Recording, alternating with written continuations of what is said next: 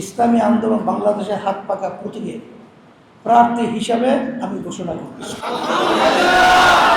ব্রাহ্মণবাড়িয়া ২ আসনে ইসলামী আন্দোলনের প্রার্থী শায়েখ নেসার আহমদ নাসিরি। ব্রাহ্মণবাড়িয়া ২ সরাইল আশুগঞ্জ আসনে আসন্ন জাতীয় সংসদ নির্বাচনে ইসলামী আন্দোলন বাংলাদেশের পক্ষ থেকে মনোনীত প্রার্থী ঘোষণা করা হয়েছে শায়েখ নেসার আহমদ নাসিরির নাম। ইসলামী আন্দোলন বাংলাদেশের হাত পাকা প্রতীকে প্রার্থী হিসাবে আমি ঘোষণা করছি।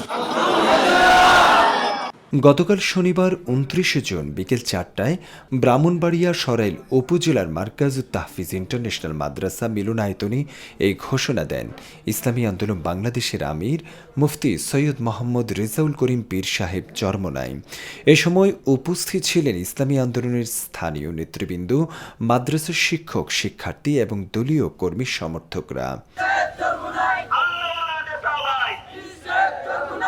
বিশ্বজয়ী হাফিজদের ওস্তাদ এবং জনপ্রিয় আলেম শায়েখ নেসার আহমদ নাসিরিকে হাতপাকা প্রতীক নিয়ে নির্বাচনে অংশগ্রহণের ঘোষণা দিয়ে পীর সাহেব চরমনাই বলেন, ইসলামী আন্দোলন বাংলাদেশের হাত পাকা প্রতীকে প্রার্থী হিসাবে আমি ঘোষণা করছি।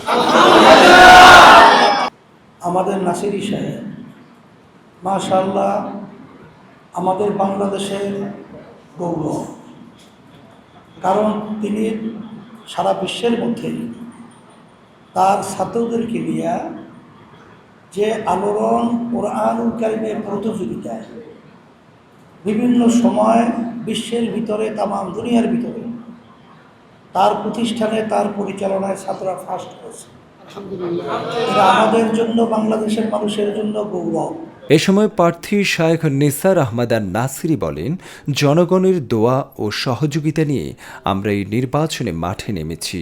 আল্লাহর বিধান প্রতিষ্ঠা এবং মানুষের অধিকার নিশ্চিত করার লড়াই সর্বশক্তি নিয়ে কাজ করব। অনুষ্ঠান শেষে নেতাকর্মীরা আসন্ন নির্বাচনে হাতপাকা প্রতীকে ভোট চেয়ে গণসংযোগ ও প্রচারণা চালান। আমাদের ব্রাহ্মণবাড়িয়া ২ সরাইল আসন থেকে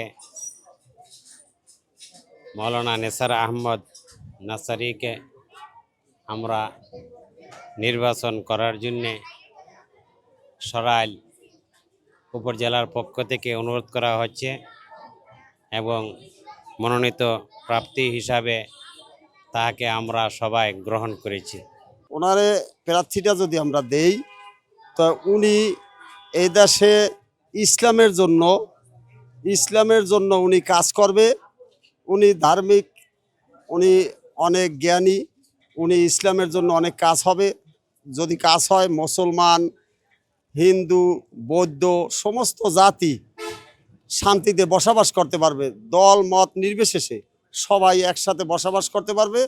উনি সবাইকে ইনশাআল্লাহ নিরাপত্তা দেওয়ার জন্য উনি যোগ্য প্রার্থী।